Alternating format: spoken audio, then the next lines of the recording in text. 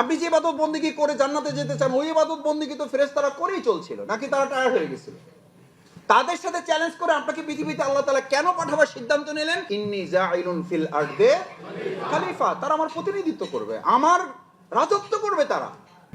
আরে ভাই, আমাদেরকে আল্লাহ তাআলাই পাঠিয়েছেন রাজত্ব করার জন্য, আর কয় যে মুসলিমরা সব করবে, তারা শুধু রাজনীতি করবে না, এটা ডাহাবিত্যকতা, মুসলিমদের অধিকার হরণ করা।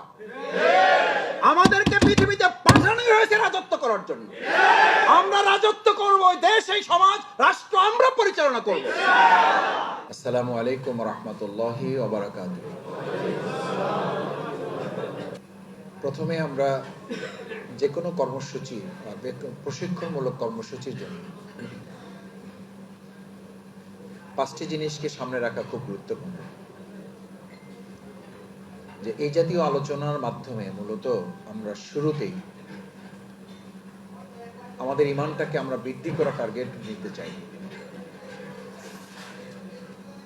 কারণ আমাদের সমস্ত আমলের পিছনে ঈমান থাকা অনিবার্য করা হয়েছে। ঈমান থাকলে আমলগুলো কাজে লাগবে, না হলে আমলগুলো কাজে লাগবে। এখন ঈমানের স্তরটা কি? ঈমানের স্তর হচ্ছে যা ঈমান আছে, ওয়া ইযা তুলিয়াত আলাইহিম আয়াতুহু যাদাতহুম ঈমানা। কোরআন এবং হাদিসের আলোচনা শুনলে যদি ঈমান বাড়ে, তাহলে আমাদের বুঝতে হবে যে আমার ঈমানটা যথাযথ আছে। আর কোরআন হাদিসের আলোচনা শোনার পর যদি ঈমান বৃদ্ধি না পেয়ে তার জায়গায় থাকে, অর্থাৎ ঈমানের কোনো অনুভূতি তৈরি হয় না, তাহলে বুঝতে হবে ঈমান তার যথাযথ জায়গায় মর্যাদার সাথে সেটাকে আমি এখনো ধারণ করতে পারিনি। কেননা কোরআন এটা বলে দিয়েছে, আয়াতুহু যাদাতহুম ঈমানা। আল্লাহ তাআলার এই নিদর্শন, আল্লাহ তাআলার এই বর্ণনা যখন তোমাদের কাছে হবে, সেই বর্ণনাকারী ব্যক্তি যত দুর্বল হোক, আলোচনাটা তো দুর্বল না, কথাগুলো তো দুর্বল না। কথাগুলো কি দুর্বল? কারণ আমরা যা কথা বলছি, আমরা তো আমাদের সংগঠনের কথা বলছি না, আমরা তো আমাদের আমিরি জামাতের কথা বলছি না, আমরা তো কোনো ব্যক্তির কথা বলছি না, আমরা বলছি কার কথা? আল্লাহর কথা। সুতরাং আমরা যারা কথা বলছি, আমরা ব্যক্তি দুর্বল, কিন্তু যা বলছি সেই কথাগুলো তো শক্তিশালী। সুতরাং সেই শক্তিশালী কথাগুলো যারা শুনবে, তারা যদি সেখান থেকে ঈমানের শক্তি অর্জন করতে না সক্ষম হয়, সুযোগ না পায়, তাহলে বুঝতে হবে যে আমি ওই কথাগুলো ধারণ করার মতো ঈমান আমার মধ্যে এখনো তৈরি হয়নি। এই জন্য আলোচনার প্রথম ধাপ হচ্ছে আল ঈমানিয়াত, আমার ঈমানটাকে মজবুত করা। আর সেই ঈমানের 3টা দাবি আছে। ইকরার বিল লিসান, এটা মুখে স্বীকার করা। তাসদিক বিল জিনান, এটা অন্তরে ধারণ করা। অল আমল বিল আরকান, ঈমানের দাবি হচ্ছে আপনি ওটা বাস্তবে রূপান্তরিত করা, কাজে রূপান্তরিত করা। মুখে আমি বলবো, কাজে আমি রূপান্তরিত করব না, তাহলে আল্লাহ তাআলার বিধান অত্যন্ত কঠিন। কাবুরা মাকতান ইনদাল্লাহি আন তাকুলু মা লা তাফআল। তোমরা এমন কথা বলো না যে কথা তোমরা করবা না। তাহলে আমি যা শুনবো, যা বলবো, সেটা অনুযায়ী করাটাই হচ্ছে আমার কাজ। আর এর মধ্য দিয়ে ঈমানদার এবং কাফিরদের মধ্যে পার্থক্য তৈরি করা হয়েছে। ঈমানদার যারা, তারা যা শুনবে, তাদের বক্তব্য হচ্ছে সামিআনা ওয়া আতানা। তারা শুধু শুনে বসে থাকবে না, শোনার পরে সে একটা সিদ্ধান্ত নেবে যে আমি শুনলাম। বলেন, পিছনে শোনা যায় কি? শুনলাম, শুনলাম, বলেন, শুনলাম, মানলাম। সামিআনা, বাংলা শব্দের চেয়ে আরবি শব্দ মুখস্থ রাখা তো সহজ। সামিআনা ওয়া আতানা। সামিআনার দাবি হচ্ছে, সামিআনার ডিমান্ডই হচ্ছে আপনি শুনলেন তো আপনি মানবেন। এটা হচ্ছে সামিআনার হক, এটা হচ্ছে সামিআনার দাবি, এটা হচ্ছে সামিআনার ডিমান্ড, এটা হচ্ছে সামিআনার নেক্সট স্টেপ। যদি না করতে পারি আমি, তাহলে আমার একটা দায়বদ্ধতা থাকবে, তাহলে আমার একটা জবাবদিহিতা থাকবে। সেই জবাবদিহিতাটা হচ্ছে কাবুরা মাকতান ইনদাল্লাহ, এটা আল্লাহর কাছে ঘৃণা। আচ্ছা আপনি বলেন, আমরা এখানে কষ্ট করে রাত জেগে এই সব কাজ ফালাই রেখা, আমরা কি আল্লাহর ঘৃণা পাওয়ার জন্য আসছি, না আল্লাহর ভালোবাসা পাওয়ার জন্য আসছি? কথা তো সত্যই বলতেছি আমরা। তাহলে অন্তরে তো এটা আমাকে জাগ্রত রাখতে হবে যে আমরা শুনলাম কিন্তু মানতে পারলাম না, তাহলে ভালোবাসার পরিবর্তে আমরা কিসের পাত্র হব? আল্লাহ আমাদের ঘৃণার পাত্র হওয়া থেকে হেফাজত করুন। তাহলে একটু জটিল হয়ে গেল না? যে আমরা প্রোগ্রামে আসলাম আল্লাহর ভালোবাসা পাওয়ার জন্য, আমরা প্রোগ্রামে আসলাম আল্লাহর সন্তুষ্টির জন্য, আমরা শিখতে আসলাম এই জন্য যে আমরা আল্লাহর পছন্দনীয় বান্দা হতে চাই। সেখানে যদি আমরা উল্টোটা হই যে কাবুরা মাকতান ইনদাল্লাহ, তোমরা এমন কথা বলো যা তোমরা করো না, এটা আল্লাহর কাছে ওই ব্যক্তি এবং ওই কথা ওই কাজগুলো ঘৃণার পাত্রে পরিণত হয়ে যায়। শুধু কি তাই? ভালো করে বুঝেন, আল্লাহ তাআলা যে কাজটুকু দিয়েছেন প্রত্যেকটাই একটা দায়বদ্ধতা আছে। আব্দুল্লাহ ইবনে মাসউদ রাদিয়াল্লাহু তাআলা বর্ণনা করেন, ক্বালা রাসূলুল্লাহ সাল্লাল্লাহু আলাইহি ওয়াসাল্লাম ওয়া ইয়াকুলুনা মা লা ইয়াফআলুন। তোমাদের মধ্যে একটা সময় আসবে, সেটা কাফির মুশরিকদের মধ্যে না, হিন্দুদের মধ্যে না, খ্রিস্টানদের মধ্যে না, নাসারাদের মধ্যে না, তোমাদের মধ্যে, আমার উম্মার মধ্যে একটা সংকট, একটা ব্যাধি,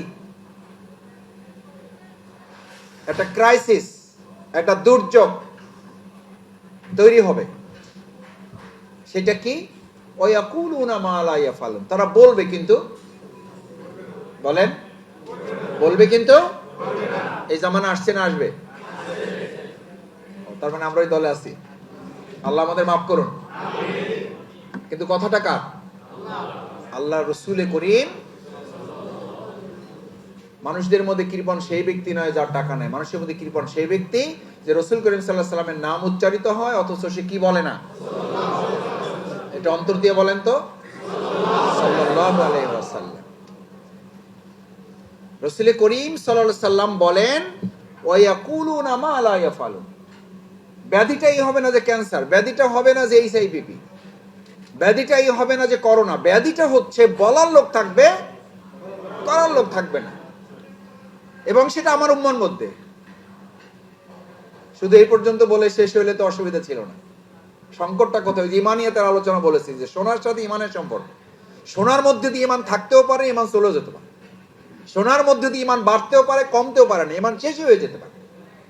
ওই যে বললাম যে আপনি আসছেন আল্লাহর ভালোবাসা পাওয়ার জন্য, আমি আসছি আমরা ভালোবাসা নেওয়ার জন্য, অথচ আল্লাহ বলছেন যদি এটা শোনো আর না করো মা লা তাফআলুন কাবুরা মাকতান ইনদাল্লাহ, তাহলে এটা আল্লাহর কাছে ঘৃণার পাত্র হবে। রাসূল করিম সাল্লাল্লাহু আলাইহি ওয়াসাল্লাম এবার বললেন ওয়ায়াফআলুনা মা লা ইউমানুন, একেবারে যে কিছু করার লোক থাকবে না তা না, আলোচনা শুনবে, বুঝবে, নিজের পছন্দ হইলে করবে, না হলে করবে না, নিজের ভালো লাগলে করবে, না হলে করবে না, নিজের ইচ্ছা মতো হইলে করবে, না হলে করবে না, ব্যাসার্ধের মধ্যে পড়লে করবে, না হলে করবে না। সুবিধা মতো ব্যাসার্ধে না, মনে আছে ছাত্র জীবনে জ্যামিতি কম্পাস ব্যবহার করতাম, আমাদের স্যাররা বলতো ধরো মাঝখানে, এবার সুবিধা মতো কি নাও, ব্যাসার্ধ নাও, ওর মধ্যে যা পড়ে তার মধ্যে জ্যামিতি আঁকতে হবে।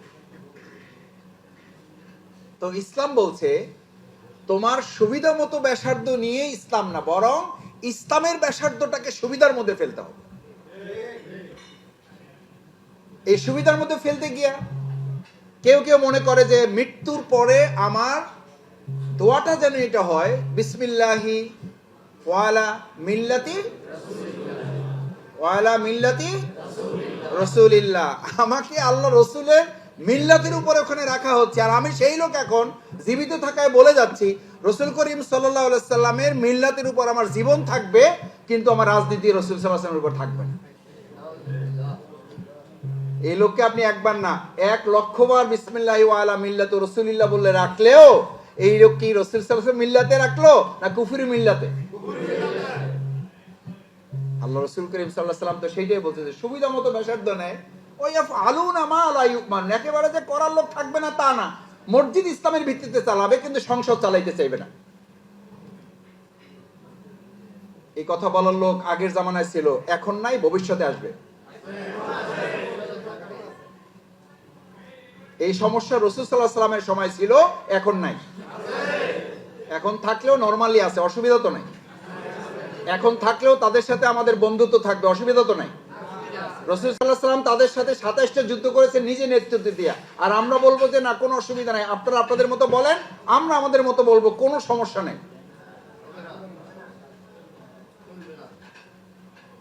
ভাইয়েরা, ওয়া ইয়াফআলুনা মা লা ইউমারুন। একেবারে যে কথা শুনবে না, কেউ টুকটাক কাজ করবে না, তার মসজিদ তো থাকবে, মাদ্রাসা থাকবে, এবং মসজিদে শুধু থাকবে না, মসজিদ মুসল্লি ভরে যাবে, রাস্তায় জায়গা থাকবে না। আপনি এটা দেখে, আমি এটা দেখে কখনো কখনো আনন্দিত হচ্ছি না, শুধু কেউ কেউ আমাদেরকে বলছে যে মাসুদ ভাই এই সমস্ত ছাড়েন। আশা করা যায় এমনিতেই দেশে ইসলামী বিপ্লব বলে না এই দৃশ্য দেখে আপনি বলতেছেন এমনিতেই ইসলামী বিপ্লব হয়ে যাবে। আর রাসূল করিম সাল্লাল্লাহু আলাইহি ওয়াসাল্লাম 1400 বছর আগে এই দৃশ্য দেখে বলেছিল মাসাজিদুহুম আমেরা, তোমাদের মসজিদগুলো মুসল্লিতে পরিপূর্ণ হবে, ওহিয়া খরাবু মিনাল হুদা, ওখানে হেদায়েত থাকবে না, ওয়ালাইসা ফিহিম মুমিন, ইমাম থেকে শুরু করে একদম পিছনের কাতারে জুমার নামাজে যে আয়েশা রাস্তায় জায়নামাজেরও বিছানোর সময় পায় না, আরেকজন জায়নামাজে ভাগে দাঁড়াইছে বুঝছেন তো, নিজের পুরোটা বিছাবারও জায়গা হয় নাই, জায়গাই নাই, কোথায় দাঁড়াবে, হেইলে তার কোনায় দাঁড়াইছে। এইরকম উপচে পড়া মুসল্লি যখন হবে, তখন ইমাম থেকে শুরু করে ওই শেষ কাতার পর্যন্ত ব্যক্তি খুঁজে একজন ইমানদার বের করা যাবে না। এটা আপনারা সবাই মিলে যদি ঠিক না বলেন, তাতে ঠিক হয়ে যাবে এটা। কারণ এটা কার কথা? ওয়ালাইসা ফিহি মুমিন, ওয়ালাইসা ফিহি মুমিন, কারণ বলার লোক থাকবে, কি থাকবে না? করার লোক থাকবে না। তাহলে আজকে আমরা এখানে যারা আসছি, আমরা বলার এবং শোনার লোক আসছি ইনশাআল্লাহ। দেখছেন পরিস্থিতি। নাস্তা হয়েছে ভাইদের? ও নাস্তা দিবেন, এই জন্য এই অবস্থা। নাস্তাটা দিয়ে দেন ভাই। আমরা করার এবং শোনার লোক আসি নাই, আমরা বলা এবং শোনার লোক আসি নাই, আমরা বলার, শোনার এবং বলার, শোনার এবং বুঝছেন কি? এই করার লোক যদি হয়ে থাকেন, না হলে আপত্তিটা কোথায়? আপত্তিটা শোনেন। আপত্তিটা হইল, দুর্ভাগ্যটা হলো, আমি ইমানিয়াতের আলোচনা করছি। এই আলোচনার সাথে প্রথম সম্পর্ক ইমানিয়াতের, না হলে ইমানের কি হবে? ওয়া ইয়াকুলুনা মা লা ইয়াফালুন। আপনি বলবেন কিন্তু করবেন না, করবেন কিন্তু পছন্দ হলে করবেন, না হলে করবেন না, ভালো লাগলে করবেন, না হলে করবেন না, ইচ্ছা হলে করবেন, না হলে করবেন না। সেই ব্যক্তির জন্য রাসূল করিম সাল্লাল্লাহু আলাইহি সাল্লামের বক্তব্য হলো ওয়ালিমান যালিকা আলাল ইমানি হাববাতিন খরদাল। ইমানের কথা এটা, এই প্রসঙ্গ আলোচনা করছি না যে আপনারা যারা রোকন আছেন তারা রোকনে মান আরো বাড়ান। এই হাদিসের আহ্বান এটা নয় যে যারা কর্মী আছেন তারা রোকন হয়ে যাইতে হবে, না হলে আপনার ইমান টিকবে না। এইখানে আলোচনা, এই হাদিসের আহ্বান এটি নয় যারা সহযোগী আছেন তারা কর্মী হয়ে যান, নাহলে ইমান টিকবে না। আলোচনা হচ্ছে ওয়া ইয়াকুলুনা মা লা ইয়াফালুন, বলবেন করবেন না, করবেন পছন্দ হলে, না হলে করবেন না, কঠিন হলে করবেন, সহজ হলে করবেন না, ইচ্ছা হলে করবেন, না হলে করবেন না। এই ব্যক্তির ব্যাপারে রাসূল সাল্লাল্লাহু আলাইহি ওয়াসাল্লামের সামারি হচ্ছে ওয়ালিমান যালিকা আলাল ঈমানি হাববাতিন খরদাল, ওই লোকটার মধ্যে সরষে দানা পরিমাণ ঈমানও আর বাকি থাকে না। কি থাকে না? কতটুকু? সরষে দানা পরিমাণ। সেই ব্যক্তির দোষ কি ভাই? সে গাঁজা খাইছে, সুদ খাইছে, ঘুষ খাইছে, দর্শন করছে, চুরি ডাকাতি, সন্ত্রাসী রাহাজানি, টেম্পু স্ট্যান্ড দখল করছে, গরু ছাগল জবাই করে খাইছে মানুষের, এগুলো তো আগে ছিল, এখন তো আর নাই। কারণ আপনারা এগুলো করেন নাই, আপনারা ভালো, আপনারা এগুলোর মধ্যে না। আল্লাহ রাসূল সাল্লাল্লাহু আলাইহি ওয়াসাল্লাম বলেছেন এগুলো কিচ্ছু করার দরকার নাই তোমার, এর ধারে কাছেও তুমি যাও নাই। তোমার অন্যায় শুধু এইটুকু, তুমি বলছো করো নাই, এবং যাও করছো তাও নিজের ইচ্ছা মতো করছো। ইসলাম যা বলছে তা করো নাই, তোমার ইচ্ছা মতো তুমি কাজ করছো। এইটুকুর অপরাধে তার ইমানের স্তর বলা হয়েছে ওয়ালিমান যালিকা আলাল ইমানে হাববাতিন খরদাল, তার মধ্যে আর সর্ষে দানা এক পরিমাণ ইমানও বাকি থাকে না। ভাইয়েরা, আমরা কি ইমান বাকি থাকা হারানোর জন্য আসছি, না ইমান আরো মজবুত করতে আসছি? তাহলে যা শুনবো তা, এটা হলো এক নম্বর কথা। আলোচনার প্রথম দাবি হচ্ছে রাসূল করিম সাল্লাল্লাহু আলাইহি সাল্লামকে আল্লাহ তাআলা কোরআনে বারবার স্মরণ করিয়েছেন সামি'না ওয়া আতা'না। সে শুনবে এবং সাথে সাথে তার মানার জন্য সে সিদ্ধান্ত নেবে। সাহাবা আজমাইন কিরামগণদের মধ্যে এমন স্পৃহা ছিল যে তারা আলোচনা শুনেছেন আমরা তো রাতের খাবারের জন্য অপেক্ষা করি, আর তার দুই হাতে বাটিতে খেজুর ছিল, এক হাতের মুখে দিয়েছে, বাকিগুলো ফেলে দিয়েছে। ওইটা খাওয়ারও সময় তার হাতে বাকি ছিল না, এই জন্য যে তাতে সে সময় নষ্ট হবে, সে সিদ্ধান্ত বাস্তবায়নে ওই সময়টুকু নষ্ট করতে। আর আমরা কি বলি, কবে আলহামদুলিল্লাহ আলোচনা ভালো হয়েছে, সিদ্ধান্ত নিয়েছি, ইনশাল্লাহ 2 বছর সময় দেন। কয় ভাই ইনশাল্লাহ 6 মাসের মধ্যে পরিস্থিতি একটা ঘটাই দেবো, কি যে হবে বুঝতে পারবেন। রাসূল করিম সাল্লাল্লাহু আলাইহি সাল্লামের কাছ থেকে ওই সাহাবী যখন রওনা দিয়ে গিয়েছেন যে আমি যুদ্ধে অংশগ্রহণ করব, শহীদ হবে, শাহাদাতের মর্যাদা গ্রহণ করব, আমার জন্য আপনি দোয়া করেন। আল্লাহ তাআলা সেই সময় জিবরাইল আমিনকে পাঠিয়ে তার জন্য ফয়সালা দিয়ে দিয়েছেন। এই সাহাবী ওখান থেকে উঠে আসার সময় যে সিদ্ধান্ত মনের থেকে আপনাকে বলেছে এবং জানিয়েছে, আমি আল্লাহ তাআলা জিবরাইল আমিনকে নির্দেশ দিয়েছি তার নাম জীবিত অবস্থায় শহীদের তালিকায় লিপিবদ্ধ করো। আচ্ছা, আজকে যারা এখানে আছেন, আমরা সেই শাহাদাতের তামান্নাটাকে সামনে উজ্জীবিত করে আমরা কি আজকে এরকম একটা সিদ্ধান্ত নিয়ে, আমরা হয়তো জানবো না, কিন্তু আল্লাহ তাআলা তো সেই সিদ্ধান্ত কিন্তু তখন রাসূল সাল্লাল্লাহু আলাইহি ওয়াসাল্লাম জানতে পারেন না, এবং তিনি জানলেও সাহাবীদেরকে জানিয়েছেন কখন? যখন ওই সাহাবী ইন্তেকাল করেছেন কোনো যুদ্ধ করা ছাড়াই, শহীদ হন নাই, রক্তও ঝরে নাই, আঘাতও পান নাই কোথাও, এক ফোঁটা রক্ত, একটা চিমটিও কাটে নাই কাউকে, এই চিমটি কাটার পরিস্থিতিও তার জীবনে তৈরি হয়নি। অসুস্থ অবস্থায় বাড়িতে বিছানায় মৃত্যুবরণ করেছেন। রাসূল করিম সাল্লাল্লাহু আলাইহি ওয়াসাল্লাম তার কাছে গিয়েছেন, জানাজায় ইমামতি করেছেন, নিজে কবরে নেমে আবু বকর ওমরের মতো সাহাবীকে নির্দেশ দিয়েছেন, তোমার ভাইয়ের কফিন এমন ভাবে নামাও, আদাবান ইলা আখাকুমা, তোমার ভাইয়ের কফিন নামাতে গিয়ে যেন আদবের কোনো, কাকে বলছে? আবু বকর ওমর রাদিয়াল্লাহু তাআলার মতো দুইজন জবরদস্ত সাহাবী। তারা জানাজা শেষে দেখলেন যে রাসূল করিম সাল্লাল্লাহু আলাইহি ওয়াসাল্লাম তার জন্য দোয়া করছেন, ইয়া আল্লাহ, আমি এই কফিন কবরস্থ করার আগ পর্যন্ত সন্তুষ্ট ছিলাম, আপনি আল্লাহ মেহেরবানি করে তার উপর সন্তুষ্ট হয়ে যান, জান্নাত না জাহান্নাম? আল্লাহু আকবার। এ তো জান্নাতের গ্যারান্টি, এ তো জান্নাতের গ্যারান্টি পাওয়ালো। রাসূল করিম সাল্লাল্লাহু আলাইহি ওয়াসাল্লাম কারো কফিন কবরে নেমে তার কফিন কবরস্থ করা, তার জানাজা ইমামতি করা, কিসের নিশ্চয়তা?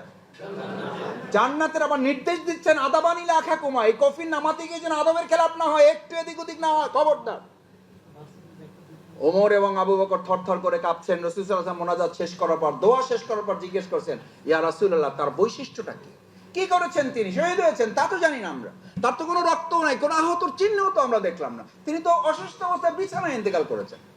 রাসূল করিম সাল্লাল্লাহু আলাইহি ওয়াসাল্লাম তখন জানালেন, ওই যে আমার ওই বৈঠক থেকে, ওই সমাবেশ থেকে, ওই প্রোগ্রাম থেকে সিদ্ধান্ত নিয়ে বেরিয়েছিল আল্লাহ তাআলা, তখন জিবরাইল আমিন পাঠিয়ে আমাকে জানিয়ে দিলেন এই সাহাবীর নাম জীবন্ত অবস্থায় শহীদের তালিকায় লিপিবদ্ধ করা হয়েছে আরশে আজিমে। আমাদের নাম তো তালিকা হয় দুনিয়াতে, আর ওই সাহাবীর নাম আরশে আজিমে তালিকা হয়েছে। আজকে এখানে যারা আসছেন, ইমানিয়াতের এই প্রথম দাবি আলোচনা শুনে আজকে কি আমরা সিদ্ধান্ত নিতে পারি না যে আলহামদুলিল্লাহ আমার 2 মাস 4 মাস 3 মাস সময় লাগুক, কিন্তু সিদ্ধান্ত নিয়ে আরশে আজিমে নাম লেখাইতে চাই, আল্লাহ দয়া করে ওই সাহাবীর সাথে আমাদের নামটা লিখে নেন, যে আমরা সিদ্ধান্ত নিলাম আমরা বায়াতের অন্তর্ভুক্ত হয়ে যাব। দেখি ইনশাআল্লাহ, ইনশাআল্লাহ রাজি আছেন সবাই? আল্লাহ মেহেরবানি করে হাতগুলো দেখে দেখে আপনি আরশে আজিম আমাদের নামগুলো লিখে নেন, আমাদেরকে ওই শহীদ সাহাবীর সাথে আমাদেরকে কবুল করেন, আমাদেরকে বায়াতের অন্তর্ভুক্ত করেন, আমরা যারা বায়াতবদ্ধ আছি আমাদের হক আদায় করার তৌফিক দান করেন, মেহেরবানি। 1 নম্বর কথা শেষ। ইমানিয়াত যখন আপনি অর্জন করলেন, সিদ্ধান্ত যখন নিলেন আপনি শুনবেন এবং মানবেন, তখন দ্বিতীয় কাজ হচ্ছে তাহারাত। 2 নম্বর কি? আবার বলেন। তাহারাত মানে কি? পবিত্রতা, পরিশুদ্ধতা। আপনাকে পৃথিবীতে প্রেরণ করা হয়েছে জমিনকে পরিশুদ্ধ করার জন্য, শুধু আপনি না। আপনার কাজ হলো আপনি জীবন পরিশুদ্ধ করবেন, তারপর আপনি জমিন পরিশুদ্ধ করবেন। মূল টার্গেট জীবন, কারণ জমিন জান্নাতে জাহান্নামে যাবে না। জান্নাতে জাহান্নামে যাবে কে? জীবন না জমিন? জান্নাত জাহান্নামের ফয়সালা হবে জমিনের উপরে না জীবনের উপরে? আপনার টার্গেট কি? যদি তাই হয়, কিন্তু আমি তো খেয়াল করি আমাদের নেতৃবৃন্দ, আমরা কাউকে দেখলে প্রথমে জিজ্ঞেস করি, ভাই খবর টবর আছে কোনো? দেশের কিছু হবে?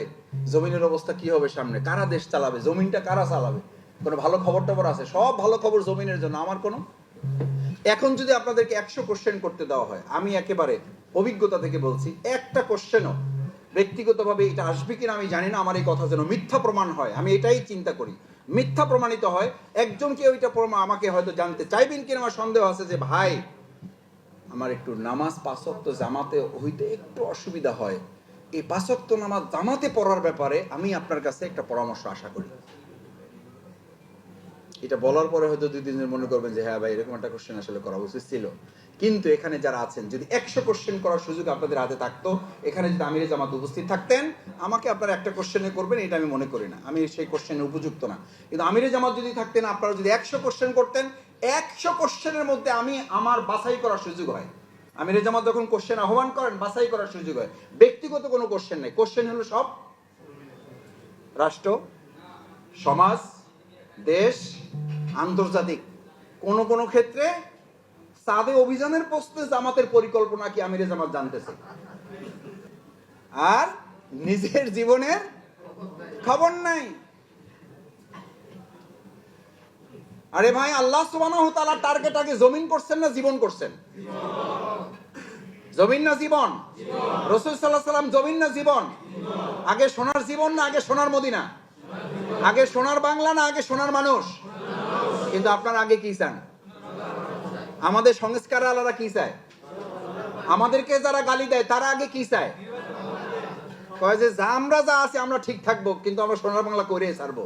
এর চেয়ে আহাম্মুকি কথা পৃথিবীতে আর, এর চেয়ে বড় ধোঁকা, এর চেয়ে বড় বড় প্রতারণা, এর চেয়ে বড় উপহাস, এর চেয়ে বড় তামাশা পৃথিবীতে আর হইতে, এবং এটা রাসূল সাল্লাল্লাহু আলাইহি ওয়াসাল্লামের নীতিরও বিরুদ্ধ, এটা আল্লাহ রাসূলেরও বিরুদ্ধ। আমি বহুবার বলেছি যারা সংস্কার চান তাদের সংস্কারের টার্গেট রাষ্ট্র, অর্থনীতি, সংস্কৃতি নিয়ে করলে হবে না। অর্থনীতি, সংস্কৃতি এবং আমাদের এই সমাজনীতির সমস্ত টার্গেটের মূল হলো ব্যক্তি। ব্যক্তি সংস্কার না হলে আপনি রাষ্ট্র সংস্কার করে সফল হতে পারবেন না। রাসূল সাল্লাল্লাহু আলাইহি ওয়াসাল্লাম পারেন নাই, আর ওনরা পারবেন? ওনরা পারবেন? পারবেন না যে সে আফসোস ওনরা করেন। যেখানে হাত দেয় দুর্নীতির আখড়া, বললে তো ভাই হইতই মহাসাগর, যেখানে হাত দেয় সেখানে দুর্নীতির মহাসাগর। এই মহাসাগর থেকে আপনি রক্ষা পাবেন কিভাবে? এখান থেকে আপনি বাঁচবেন কিভাবে? আপনার সন্তানকে বাঁচাবেন কি করে? আপনার পবিত্রতা অর্জনের, তাহারাতের এই আলোচনার, এই শিক্ষা শিবিরের, এই প্রোগ্রামের দ্বিতীয় টার্গেট হবে আমার কি? রাসূল করিম সাল্লাল্লাহু আলাইহি সাল্লামকে রিসালাতের দায়িত্ব দিয়ে তাকে এই কথা নিশ্চিত করে জানিয়ে দেওয়া যে ওয়াইউআল্লিমুহুমুল কিতাব, তোমাকে এই কোরআন এই জন্য শুধু পাঠানো হয় না যে শুধু তেলাওয়াত করবা, এই জন্য শুধু পাঠানো হয় না যে তুমি শুধু সওয়াব অর্জন করবা, এক অক্ষর পড়লে 10 নেকি। আরে ভাই নেকি তো আছে, আলহামদুলিল্লাহ, এটা তো পাবেনি, এটা তো আছে, এটা থেকে তো আপনাকে কেউ বঞ্চিত করছে না। আপনার টার্গেট তো নির্ধারণ করা হয়েছে ওয়াইউআল্লিমুহুমুল কিতাবা ওয়াল হিকমা ওয়া ইউযাক্কিহিম। এটার অর্থ হলো যে তোমাকে এই কোরআন দেওয়া হয়েছে, তুমি শিখবা, জানবা, বুঝবা, এমন কৌশল অবলম্বন করবা যে তুমি পবিত্র, পরিশুদ্ধ, পরিচ্ছন্ন হতে বাধ্য হবা, এমন পবিত্র পরিশুদ্ধ হবা জমিন পরিশুদ্ধ হতে বাধ্য। দেখি ইনশাআল্লাহ পারবেন? ইনশাআল্লাহ পরিশুদ্ধ হব, পরিশুদ্ধ করব ইনশাআল্লাহ। জমিন এবং জমিন এবং জীবন, জমিন এবং জমিন এবং জমিন এবং বুঝেন? কিন্তু পরে বললেন না যে মাসুদ ভাই কি কয়ে গেলেন। এই কথা জামাতের, সরোয়ার ভাই, শামসু ভাই, বুলবুল ভাই, কার নির্দেশ, কার সুন্নাহ? এটা মানবেন না কেন? আকিমুস সালাত যদি মানেন এটা মানতে বাধ্য, দাড়ি টুপির সুন্নাহ যদি মানেন এটা মানতে বাধ্য, আর না হলে আপনি কোরআন পড়া বন্ধ করতে বাধ্য। কারণ আপনি কোরআন পড়বেন, মানবেন না, তাহলে তো কোরআনের নির্দেশ সামিনা ওয়া আতাইনা। ইমানদাররা বলে শুনলাম এবং মানলাম, আর কাফেররা বলে শুনলাম কিন্তু মানলাম না। কথা তো পরিষ্কার। আপনি ব্যাপারটাই তো এরকম, এটা তো খুশির ব্যাপার, এটা তো পছন্দের ব্যাপার। এটা আপনি চাইলেন মানলাম, হইলো না, ইচ্ছা হইলো করলাম না, ব্যাপারটা তো এরকম না। তাহলে সিদ্ধান্ত হইতে হবে যে ভাই আমার ইমান থাকলো না থাকলো তাতেও আমার কিছু। এইরকম দুঃসাহস কে দেখাইতে পারেন? একজন জানান, একজন হাত জাগান। যদি দেখাইতে পারেন আমার আলোচনা ক্লোজ, আমি যা করছি আলোচনা প্রত্যাহার করে নিলাম। কিন্তু আলোচনার ডিমান্ড হচ্ছে, তার মানে এখন বলেন যে ভাই আলোচনা শুনবো না মানবো না, আমি বাইরে গেলাম। তার একখান জবাব আল্লাহ ঠিক করা, ফাআলহামাহা ফুজুরাহা ওয়া তাকওয়াহা। আরে মিয়া, তোমারে নিয়ে কেউ প্রোগ্রাম করে নাই, তোমারে কেউ ভালো কথা বুঝাই বলে নাই, তোমারে সত্য মিথ্যা কেউ চিহ্নিত করে দেয় নাই, তোমাকে ন্যায় অন্যায় কেউ বুঝাই দেয় নাই, এর উপরে তোমার জান্নাত জাহান্নাম ফায়সালা আটকাই থাকবে না। আমি ফায়সালা তার উপরে দেব, সৃষ্টিগতভাবে জন্মগতভাবে এমন ভাবে তোমাকে পৃথিবীতে পাঠাইছি, তোমার মধ্যে ডিভাইস দিয়ে দেওয়া হয়েছে, কোনটা ভালো কোনটা মন্দ এটা বুঝার ক্ষমতা দিয়ে আমি পৃথিবী থেকে তোমাকে পাঠাইছি। সুবহানাল্লাহ বাড়িতে বলেন। ফাআলহামাহা ফুজুরাহা, জন্মগত সৃষ্টিগত ভাবেই আল্লাহ আপনাকে এটি বুঝ দিয়ে পৃথিবীতে পাঠাইছেন।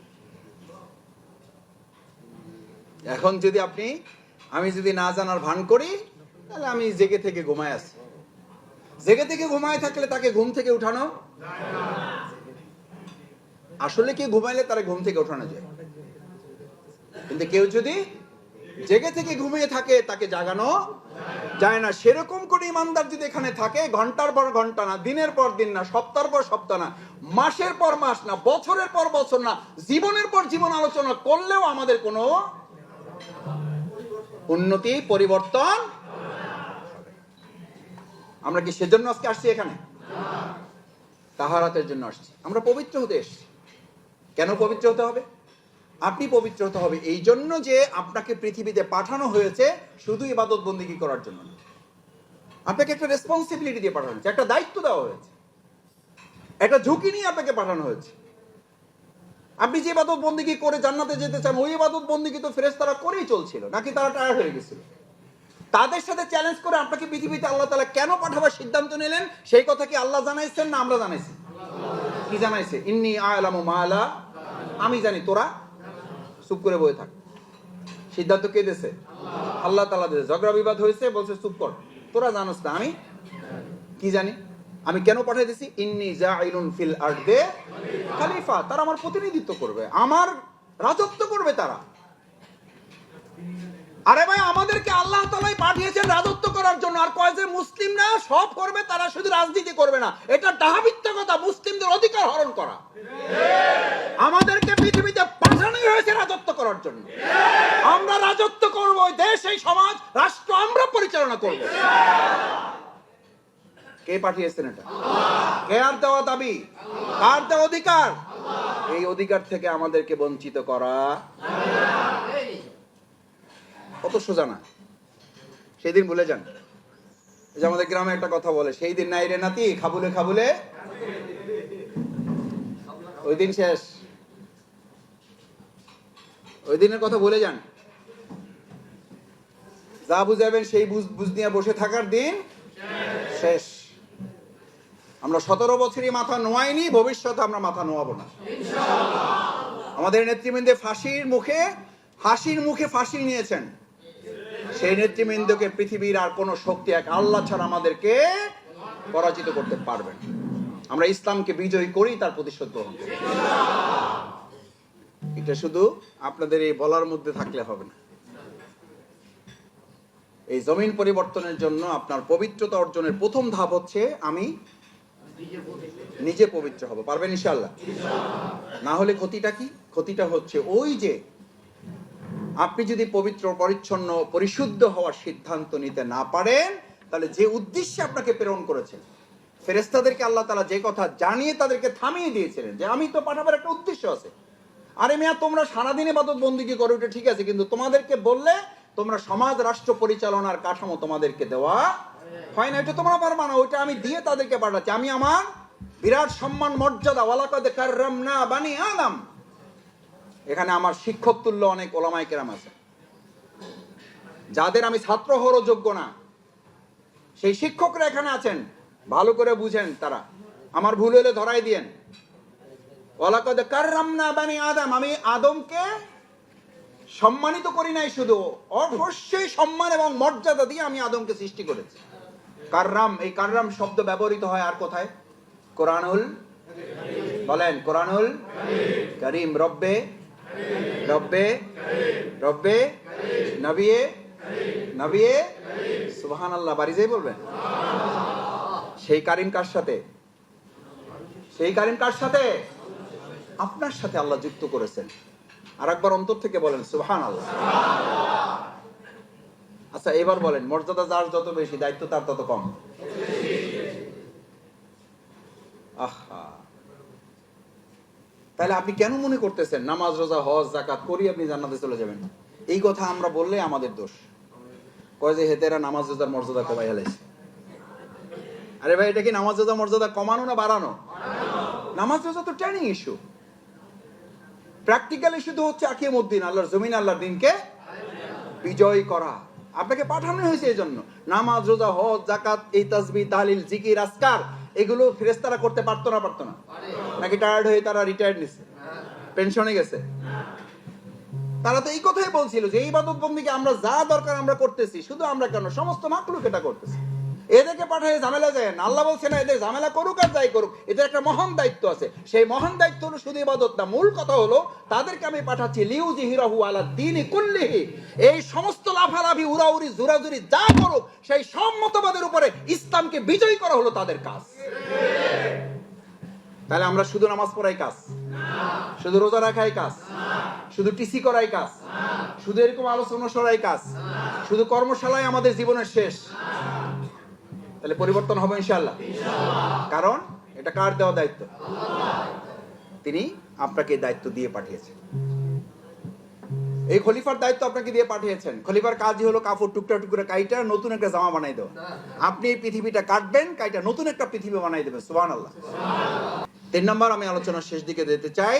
3 নম্বর হচ্ছে, আপনি যখন এই তাহারাতের কাজ সম্পন্ন করবেন তখন আপনার মধ্যে একটা গুণ, একটা বৈশিষ্ট্য তৈরি হবে। এটার নাম হলো সামাহাত। সামাহাত মানে হচ্ছে টলারেন্স, সহ্য ক্ষমতা। কি ক্ষমতা? এই যে এখানে ধৈর্য ধরে বসে আছেন, বক্তৃতা করা সহজ, শোনা ও সবাই একমত হয়ে গেছে। এটা বলতে পারলেন না যে না ভাই বলা কঠিন, সহজ শোনা সব। আসেন সবাই আলোচনা করেন, আমি শুনি, কোনো অসুবিধা নেই। দেখছেন, একমত হয়ে গেছেন সবাই। বলা সহজ, করা কঠিন, শোনা আরো কঠিন। এই যে বসে আছেন, বসে শুনছেন, শয়তান কিন্তু আপনার লাড়াচাড়া দিচ্ছে। কি বলে? খালি ঘড়ির দিকে তাকাইতে বলে, আরে বাবা 9:30 বাজে গেছে। সেই বাসা থেকে বলে আসছি যে যাবো আর আসবো। এখানে একটা বক্তৃতা চলতেছে, বাসায়ও কিন্তু একটা বক্তৃতা রেডি আছে। এই যে সবাই রেডি আছে, আমি কিন্তু বলি না।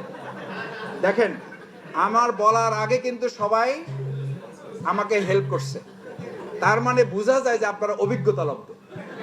এখন সেই ক্ষেত্রে হয়তো ধরবেন যে আমাদের সে অভিজ্ঞতা আলহামদুলিল্লাহ আপনার কোনো অংশে, আরে ভাই সেই অভিজ্ঞতা আছে বলেই তো বলতেছি, সেই অভিজ্ঞতা অতিক্রম করে এসেই তো আপনাকে বলতেছি।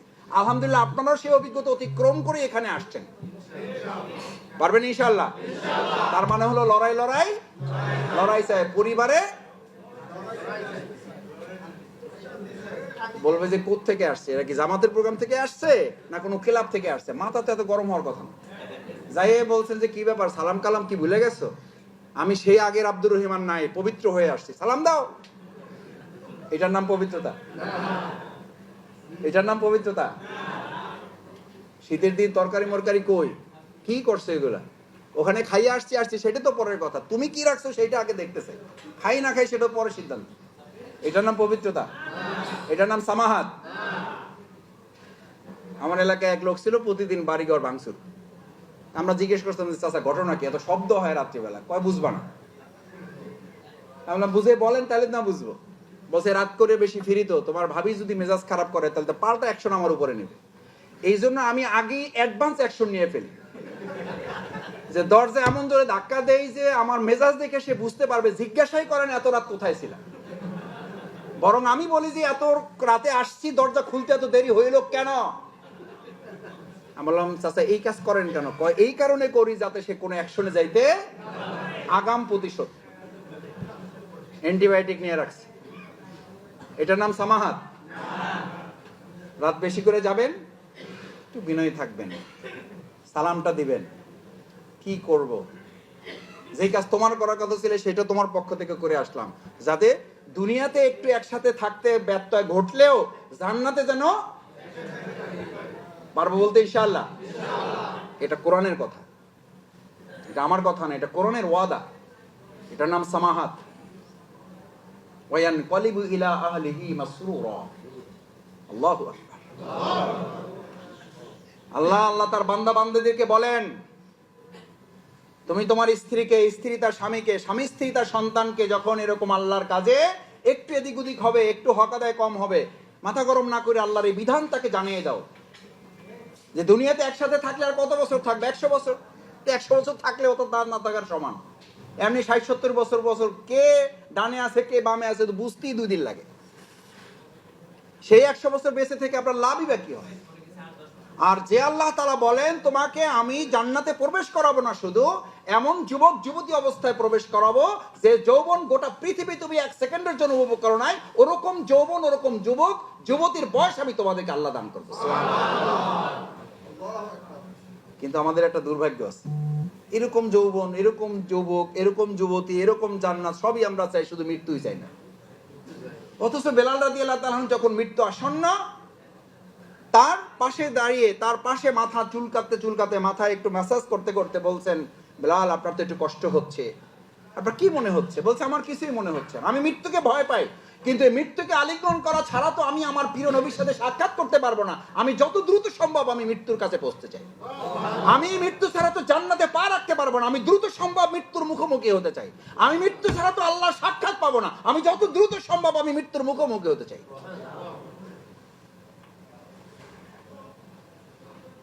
জেলখানার একজন লোক জামিন হওয়ার পর জেলে থাকতে চায় না বাইরে হতে চায়? জামিন না হইলেও থাকতে চায় না বাইরে হতে চায়? আপনি কোথায় আছেন? জেলখানায়। কার কথা? আর দুনিয়া সিজনুল মুমিনিন ওয়া জান্নাতুল লিল কাফিরিন। এটা দিয়ে বুঝার উপায় যে আপনি কি মুখী জীবন, পরকালমুখী, জান্নাতমুখী না দুনিয়ামুখী। এই বুঝার জন্য এখন একটা ল্যাবরেটরি দিয়ে দিচ্ছি, একটা এক্সরে দিয়ে দিলাম, একটা সিটি স্ক্যান দিয়ে দিলাম, একটা এমআরআই দিয়ে দিলাম, বিনামূল্যে টেস্ট রিপোর্টটা এখন নিজে বাই করে হাতে রাখেন। এখন হাতে নেন রিপোর্টটা। কি রিপোর্ট? আর দুনিয়া সিজনুল লিল মুমিনিন। যদি ইমানদার হও তাহলে দুনিয়াটা তোমার জন্য জেলখানা, ওয়া জান্নাতুল লিল কাফিরিন। আর যদি কাফের হও তাহলে তোমার জন্য এটা আরামখানা। এবার আপনি যদি জেলখানায় থাকেন ধরেন, তাহলে তো এখান থেকে বের হওয়ার জন্য অস্থির থাকবেন, কিন্তু আপনি কামরায় ধরে বসে আছেন কেন? তার মানে বুঝতে হবে শফিকুল ইসলাম মাসুদ ইমানদারের জীবন বাদ দিয়ে কাফেরদের জীবন ধারণ করে, জান্নাতের আরামায়েশের মনে করে বলেই এই পৃথিবী সে ত্যাগ করতে চায় না। টেস্ট রিপোর্ট পাওয়া যায়? পাওয়া যাচ্ছে? ল্যাবরেটরিতে যাওয়া লাগছে? ফি দেওয়া লাগছে? কত টাকা? পৃথিবীর কোন চিকিৎসকের না। জান্নাতুল লিল কাফিরিন। যদি দুনিয়াটা তোমার কাছে জান্নাত মনে হয় তাহলে বুঝবা তোমার কাফেরের জিন্দেগি। দুনিয়াটা যদি আরামায়েশের মনে হয়, কয় খাইয়া দেয় ভাই আরামে আছি আলহামদুলিল্লাহ, কোনো অসুবিধা নাই, এটা তো কাফেরের ঘোষণা। আর ইমানদারের ঘোষণা, আমি জেলখানায় আছি, যত তাড়াতাড়ি পাওয়া যায় এখান থেকে আমি কি হতে চাই? আমি মুক্তি চাই এখান থেকে, আমি বের হতে চাই এখান থেকে, ছটফট করছি কখন বের হবো, এটা তো কারাগারে আছি আমি। আরে ভাই কারাগারের ঘোষণা তো আমি দেই নাই, কারাগারের ঘোষণা তো শেখ হাসিনা দেয় নাই, কারাগারের ঘোষণা তো জামাতের আমির দেয় নাই, কারাগারের ঘোষণা দিয়েছেন প্রিয় নবী মুহাম্মদুর সাল্লাল্লাহু আলাইহি ওয়াসাল্লাম। তার মানে আমার পবিত্রতাটা, আমার সামাহাত, আমার সহ্য ক্ষমতাটা, আমার ধৈর্য ধরাটা, আরামায়েশের জীবন বাদ দিয়ে আমার কষ্ট ত্যাগ কোরবানি করাটাকে আমি এখনো বেছে নিতে পারি নাই। অথচ জান্নাত জাহান্নামের রাস্তা এটা নির্ধারণ করে দেওয়া হয়েছে, জান্নাত জাহান্নামের রাস্তা নির্ধারণ করে দেওয়া হয়েছে। হুজিবাতুন নারু বিশাহাওয়াত ক্বালা রাসূলুল্লাহ সাল্লাল্লাহু আলাইহি ওয়াসাল্লাম। রাসূল করিম সাল্লাল্লাহু আলাইহি ওয়াসাল্লাম বলেন, হুজিবাতুন নারু বিশাহাওয়াত, আরামায়েশ ভোগ বিলাস এই রাস্তাটা গেছে হলো জাহান্নামের দিকে। ও হুজিবাতুল জান্নাতু বিল মাকারে, ত্যাগ কোরবানি, কষ্ট, নির্যাতন, নিপীড়ন, দান সাদকা, এই সমস্ত কিছু গেছে জান্নাতের দিকে। আমরা কোন দিকে যাইতে চাই? তাহলে ত্যাগের দিকে না ভোগের দিকে? ত্যাগের দিকে না ভোগের দিকে? আজ বাংলাদেশ ত্যাগের দরকার নাকি ভোগের দরকার? ত্যাগের রাজনীতি না ভোগের রাজনীতি? সেটা কি মানুষের তন্ত্রে নাকি ইসলাম তন্ত্রে? ইসলাম তন্ত্র হলেই কেবল ত্যাগের রাজনীতি আসবে, না হলে গোটা মানবের তন্ত্র মন্ত্র হচ্ছে ভোগের রাজনীতি। এই ভোগের রাজনীতি মানুষের মুক্তি পারবেন না কন্ট্রোল করতে। 2000 কেন 2 লাখ বহিষ্কার করলেও আপনি আপনার ভোগের রাজনীতিকে, আপনার দলকে বাঁচাতে পারবেন না, কারণ আপনার রাস্তাই তো ভিন্ন। রাসূল করিম সাল্লাল্লাহু আলাইহি ওয়াসাল্লাম সে কারণে বলেন হুজিবাতুন নারু বিশাহাওয়াত, আরামায়েশে রাস্তাটা গেছে জাহান্নামের দিকে, আগুনের দিকে, আর ত্যাগ এবং কোরবানির রাস্তাটা গেছে। এই জন্য আমিরে জামাত ডক্টর শফিকুর রহমান গোটা বাংলাদেশে মানুষকে একটা বিষয় আশ্বস্ত করছেন, বাংলাদেশ জামাত ইসলামী আগামী দিন আসলে ভোগের রাজনীতির পরিবর্তে ত্যাগের রাজনীতি, সেবকের রাজনীতি আমরা চালু করবো ইনশাআল্লাহ। এটা মুখের কথায় হবে না ইসলাম দিয়ে হবে? ইসলাম যাদের কাছে নাই তাদের বক্তৃতা এটা হবে না, ইসলাম যাদের কাছে আছে তাদের দিয়ে হবে? এটা নিজেকে বুঝতে হবে এবং অন্যদেরকে বোঝানোর দায়িত্ব আমাদেরকে। পারবেন ইনশাআল্লাহ? 4 নাম্বার ইখবাত, দৃঢ়তা। আর 5 নাম্বার হলো আদালত। এই আলোচনার মূল লক্ষ্য হচ্ছে আপনি আপনাকে পবিত্র, পরিচ্ছন্ন, দৃঢ়, সক্ষম করতে করতে আপনার ব্যাপারে ফয়সালা হচ্ছে, এই আলোচনার নীতি হচ্ছে, এই আলোচনার দাবি হচ্ছে আপনি পরিবর্তন হয়েছেন, এবার আপনি জমিনও পরিবর্তন করার সিদ্ধান্ত নেবেন। আদালত, আল্লাহর জমিন, আল্লাহর আইন কায়েম করা, এটা দায়িত্ব দিয়ে আপনাকে পৃথিবীতে পাঠানো হয়েছে। এটা আপনার শখের ব্যাপার না, এটা আপনার ইচ্ছা অনিচ্ছার ব্যাপার না, এটা আপনার পছন্দ অপছন্দের ব্যাপার না, এটা আল্লাহ প্রদত্ত বিধান, এটা নামাজের মতো, রোজার মতো বিধান। আকিমুদ্দিন লিইয়ুযহিরাহু আলাদ দীনি কুল্লি, সমস্ত মতবাদের উপর আপনার ইসলামকে আপনি বিজয়ী করে দেবেন।